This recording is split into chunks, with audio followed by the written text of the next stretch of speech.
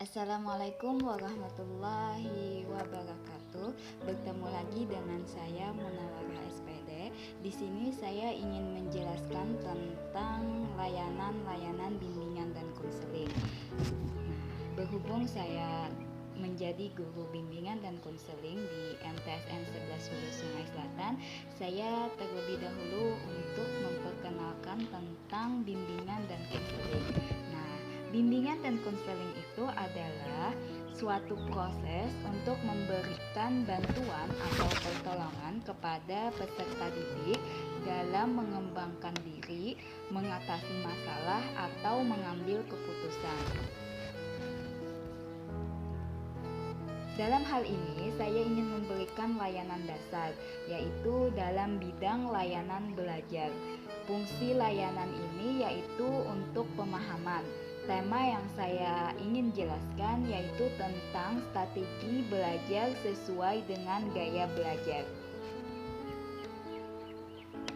Tujuannya yaitu dapat mengetahui dan memahami tentang gaya belajar. Cara kerja otak kiri dan otak kanan. Belajar adalah proses untuk mencapai berbagai kemampuan, keterampilan, serta sikap. Kalian harus mengetahui terlebih dahulu pengertian belajar, yaitu proses di mana tingkah laku ditimbulkan atau diubah melalui latihan atau pengalaman, atau bisa jadi suatu proses untuk memperoleh motivasi dalam pengetahuan, keterampilan, kebiasaan, dan tingkah laku. Hakikat belajar, suatu proses usaha yang dilakukan secara sadar dan terus-menerus melalui bermacam-macam aktivitas dan pengalaman guna memperoleh pengetahuan baru sehingga menyebabkan perubahan tingkah laku yang lebih baik. Gaya belajar merupakan kunci untuk mengembangkan kinerja dalam pekerjaan di sekolah dan dalam situasi antar pribadi. Kalian dalam belajar, terkadang ada beberapa orang yang memahami kesulitan dalam usaha memahami sesuatu atau ia merasa kesulitan dalam pelajarannya. Padahal sebenarnya mereka mempunyai kapasitas kemampuan yang rata-rata atau tidak memiliki hambatan cacat fisik ataupun mental. Hal ini disebabkan karena setiap orang mempunyai gaya belajar yang berbeda-beda. Sebelum memasuki materi pembahasan tipe gaya belajar, kalian simak baik-baik tentang penjelasan ini. Tipe gaya belajar terbagi menjadi 3.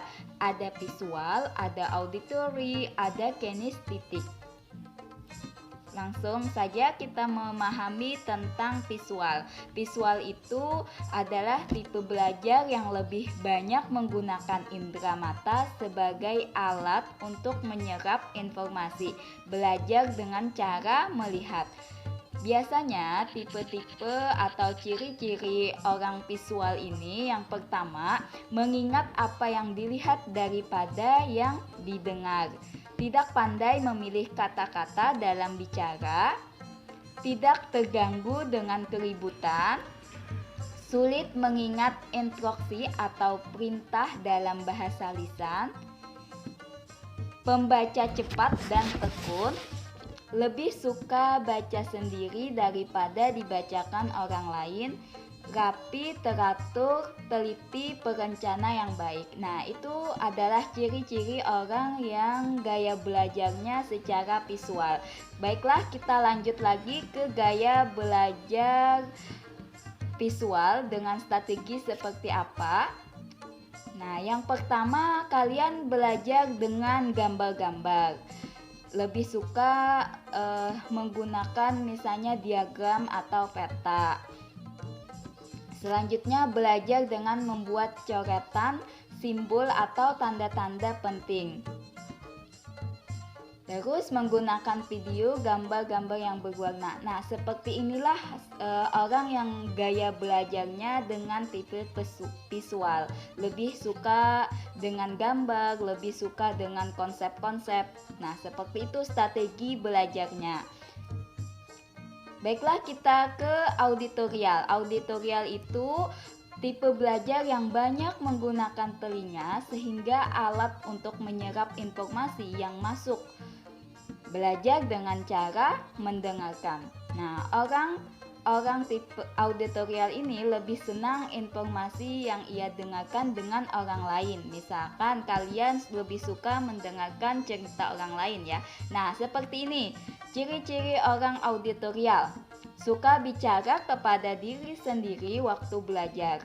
Mudah terganggu oleh keributan waktu belajar. Mempunyai kesulitan menulis yang banyak tetapi hebat dalam bercerita. Dapat mengingat dengan baik apa yang dipelajari dari diskusi daripada yang dilihat. Suka menjelaskan dengan panjang lebar.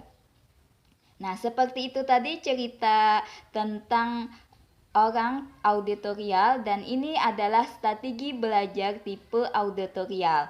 Nah, membaca dengan mengeluarkan suara atau bercerita, menulis ulang yang dipelajari atau diringkas, diskusi, suka berdiskusi, berdebat atau wawancara, mendengarkan biasanya radio atau podcast ya.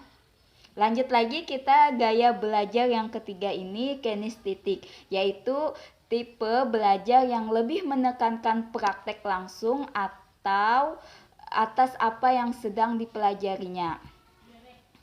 Nah, di sini adalah ciri-ciri orang kinestetik. Gaya belajarnya misalnya bicaranya dengan pelan, menggunakan jari sebagai penunjuk ketika sedang membaca, banyak bergerak, menghafal dengan berjalan bolak-balik. Ketika berbicara banyak menggunakan isyarat tubuh. Seperti itu adalah ciri-ciri orang kinestetik. Strategi belajar tipe kinestetik. Nah, seperti apakah strateginya? Yang pertama, melakukan praktek. Nah, lebih suka langsung praktek daripada teorinya. Biasanya ini para siswa yang senang olahraga lebih suka langsung main ke lapangan daripada belajar di kelas. Adalah orang yang gaya belajarnya kinestetik. Mengamati demo atau contoh konkret. Contoh konkret ini adalah contoh yang nyata, bagaimana praktek langsung. Misalnya cara lompat tinggi, langsung mempraktekkan ya. Drama, nah biasanya suka main drama, permainan atau aktivitas lapangan. Menggunakan model atau Lego dan alat-alat praktek kerajinan tangan atau puzzle. Menggunakan gerak dalam belajar. Orang yang lebih suka belajar di kelasnya lebih banyak gerak itu adalah orang yang gaya belajarnya kinestetik. Kita masuk ke kesimpulan ya. Kesimpulan ini ketika kalian sudah bisa mengenal gaya belajar kalian, yakni bagaimana menyerap dan mengolah informasi, kalian dapat menjadikan belajar dan berkomunikasi lebih mudah sesuai dengan gaya belajar. Nah, sesuai dengan gaya belajar kalian. Tadi kan gaya belajarnya terbagi menjadi 3, yaitu visual, auditorial, kinestetik. Kalau kalian sudah mengenal gaya belajar, mari kita akan dapat menjadikan belajar dan berkomunikasi lebih baik atau lebih mudah sesuai dengan gaya belajar kita sendiri. Mari kita renungkan seperti apakah gaya belajar kita di rumah, apakah kita orang yang visual, apakah kita orang auditorial, dan apakah kita orang yang kinestetik dengan gerakan, dengan mata, visual, dengan auditorial dengan telinga, minta ceritakan, minta bacakan buku-buku pelajaran dengan teman, dengan saudara, dengan orang tua. Nah, seperti itulah kalian cara memahami bagaimana gaya-gaya belajar kalian. Nah, selamat belajar dan semangat terus untuk belajar. Terima kasih, itu saja dulu yang Ibu sampaikan, yang saya sampaikan, semoga bermanfaat. Wabillahi taufik wal hidayah. Assalamualaikum warahmatullahi wabarakatuh.